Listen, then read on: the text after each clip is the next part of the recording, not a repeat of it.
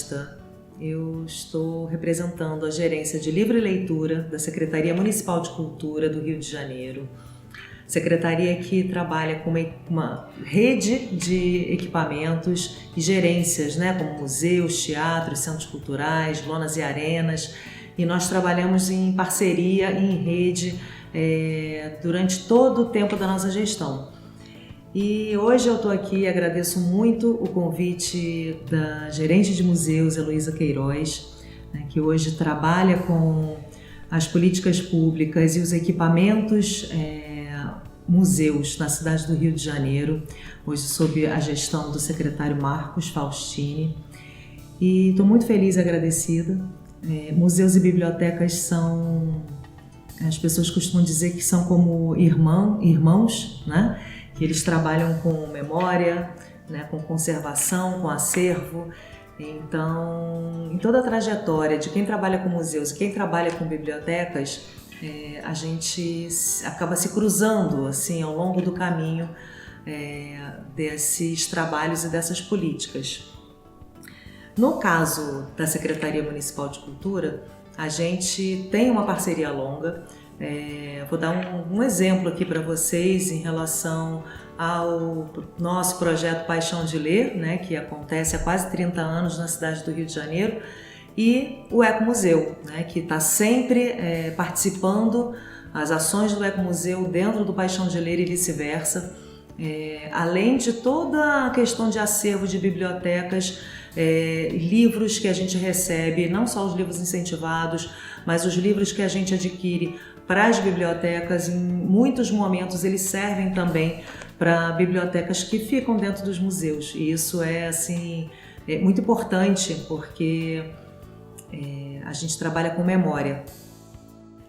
E entramos no mês de maio, um mês significativo para o mundo inteiro. A gente comemora no dia 18 de maio o Dia Internacional dos Museus. Então, uma data comemorada em todo o planeta, não só aqui na cidade do Rio de Janeiro, mas em todos os lugares do mundo. E justamente nesse dia, a Gerência de Museus está trabalhando para poder abrir as portas, reabrir o Museu Histórico da cidade, onde hoje eu estou aqui gravando esse vídeo para vocês. Então, mais uma vez, agradeço muito a Gerência de Livro e Leitura e a Secretaria Municipal de Cultura por estar aqui participando dessa festa virtual, que ainda precisa ser virtual. E por falar em pandemia, nós trabalhamos muito o ano passado, continuamos trabalhando muito esse ano nesse formato, um formato virtual. Eu vou contar para vocês um pouquinho da experiência da Gerência de Livro e Leitura nesse momento que a gente está vivendo tão difícil, com tantas perdas, e um momento que a gente precisa tomar tanto cuidado, tantos cuidados. Bibliotecas e museus, dentro de todos os equipamentos da cultura, tem muitas especificidades em relação à própria questão da pandemia e dos contágios. Então a gente precisa trabalhar com muitos protocolos de segurança. No nosso caso, do livro, leitura e bibliotecas, o livro ele é manuseado nos espaços, as pessoas pegam os livros, devolvem, pegam emprestado, abrem o livro ali para poder ver se aquela literatura interessa.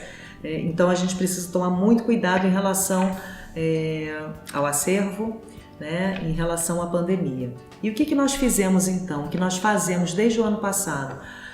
A Secretaria Municipal de Cultura possui uma rede de bibliotecas públicas espalhadas pela cidade. Hoje são 10 bibliotecas públicas que trabalham ativamente nas redes sociais. Nós tivemos que nos reinventar, então a gente saiu da lógica da biblioteca tradicional, onde as pessoas aparecem para fazer pesquisas ou consultar alguma coisa, ou mesmo buscar livros emprestados, ou participar de atividades como contação de histórias, oficinas, e tudo que uma biblioteca pode oferecer.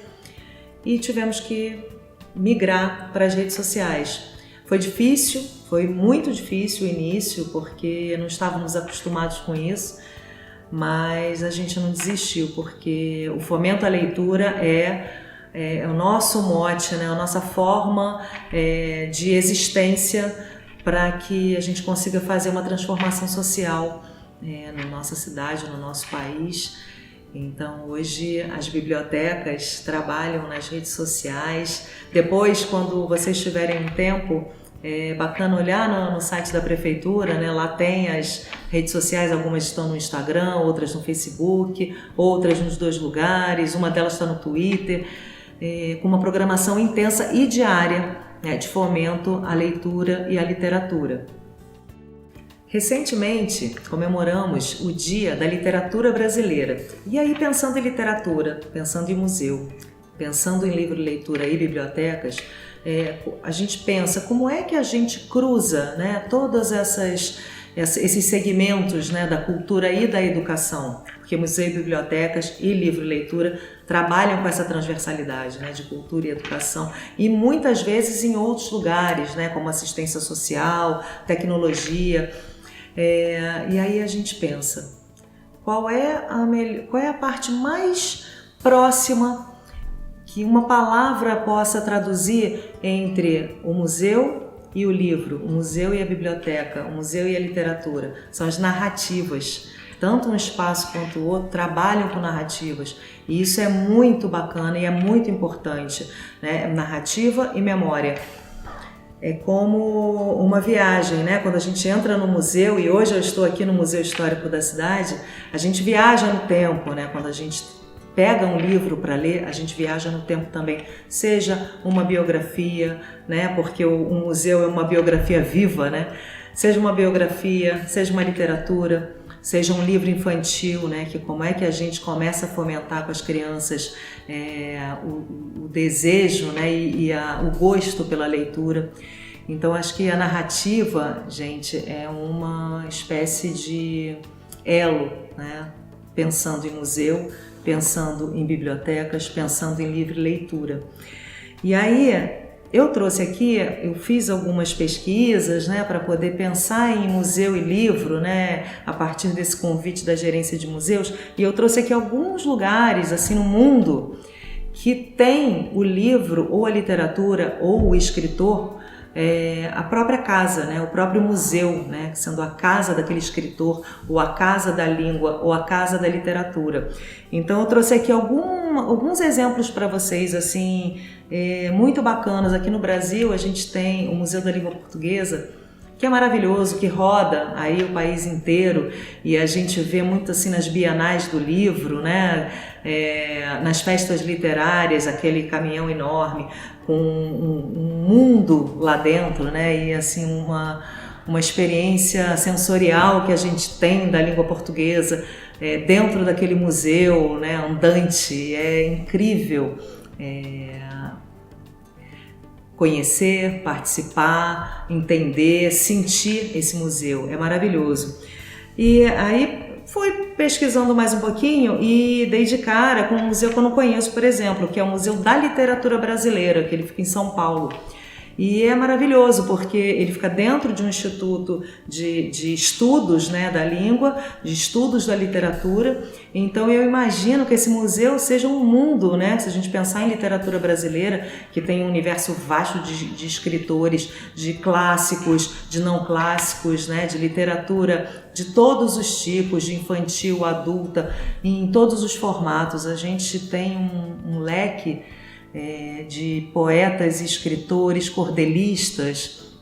Ainda tem os cordéis que a gente ama, né, aqui no Brasil. Recentemente a gente fez um espaço de memória, por exemplo, na biblioteca Anita Porto Martins, lá no Rio Comprido, aqui na cidade do Rio de Janeiro, um espaço de memória para o Cazaquistão, em homenagem a um poeta chamado Abay. Esse poeta, Abay, do Cazaquistão, ele foi responsável pela língua do Cazaquistão. Então, o Cazaquistão tem uma reverência imensa por esse poeta. Ele era um poeta e foi o inventor dessa língua. E hoje a gente tem dentro da biblioteca um espaço de memória com toda a obra do poeta Abay. A gente trabalha então essa memória, né, de uma pessoa do mundo, né, de um país que construiu uma língua dentro de um espaço de memória que é uma biblioteca nossa. E aí de novo a gente chega nesse cruzamento entre museu, memória, biblioteca e narrativas. E aí, gente, para concluir esse caminho, né, é muito importante que a gente fale das políticas públicas, né, tanto na área dos museus quanto na área do livro, da leitura e das bibliotecas. Na nossa área, né, de livro e leitura, a gente tem uma política, né, a Política Nacional de Leitura e Escrita, que é a nossa Lei Castilho, né, que foi instituída em 2018, a partir do Plano Nacional do Livro e Leitura. E a gente trabalha, né, no país inteiro com grandes eixos principais para que as políticas aconteçam localmente e cada um trabalhe nas suas cidades, nos seus estados, a partir das suas realidades. Então, quando eu penso, por exemplo, no PNLL e com seus eixos, né, o primeiro eixo que é o principal e eu imagino que faça parte de todos os segmentos nas políticas públicas, que é a democratização do acesso, no nosso caso a democratização do acesso ao livro, é o primeiro eixo grande, principal, né? A gente tem um segundo eixo que trata da formação de mediadores de leitura, ou seja, o sujeito que faz a ponte, né, mágica entre o livro e o leitor. Um terceiro eixo que trata do livro como valor simbólico, né, a importância do livro como valor simbólico. E um último eixo que trata do mercado editorial, né? De como é que essas cadeias do livro conversam, né? A gente tem a cadeia criativa, que são os escritores, poetas, ilustradores, todo mundo que cria, né, esse universo para a gente. A gente tem a cadeia produtiva, que são as editoras, as livrarias, né, e todo o pessoal desse processo editorial, né, que são os editores, os revisores, diagramadores, ilustradores, capistas, todo mundo que trabalha na transformação física, né, ou virtual hoje em dia, né, ou digital do livro, e a cadeia mediadora, né, que são os professores, os bibliotecários, os pais, as mães, os leitores, todo mundo que consegue fazer essa ponte, né, essa mediação entre o livro e o leitor. Trabalhar com políticas públicas de livro e leitura, trabalhar com políticas públicas de museus ou de teatros, ou da dança, né, da cultura popular, trabalhar com políticas públicas é muito importante, né? Essa é a função principal do poder público, né? Promover essas políticas e garantir que elas aconteçam. Então é uma alegria assim, imensa hoje fazer parte do município do Rio de Janeiro, trabalhando as políticas públicas de livro, leitura e bibliotecas, em parceria com as bibliotecas públicas, a nossa rede de bibliotecas da cidade, e com as bibliotecas comunitárias, né, que é uma gama de bibliotecas comunitárias espalhadas pela cidade, e é uma parceria muito bonita, porque há mediadores de leitura em locais importantíssimos para que a leitura, que o fomento aconteça, e a parceria entre a gerência de livro e leitura e a gerência de museus é um presente, né? Por tudo isso aí que a gente falou aí desde o início desse vídeo para vocês em comemoração ao Dia Internacional do Museu e a reabertura do Museu Histórico da cidade, é uma alegria, porque a gente trabalha com esse cruzamento, né, das narrativas e esse cruzamento de memória. Então, todo esse passeio que eu trouxe um pouquinho aqui para vocês sobre a experiência, né, da nossa gerência de livro e leitura, a experiência das políticas públicas de livro, leitura e bibliotecas e a experiência, né, na gestão de museus na cidade do Rio de Janeiro, traz alegria, porque é o que a gente consegue devolver para a sociedade civil enquanto cultura e enquanto memória. Um beijo, muito obrigada, estou muito feliz de estar aqui hoje com vocês e até a próxima.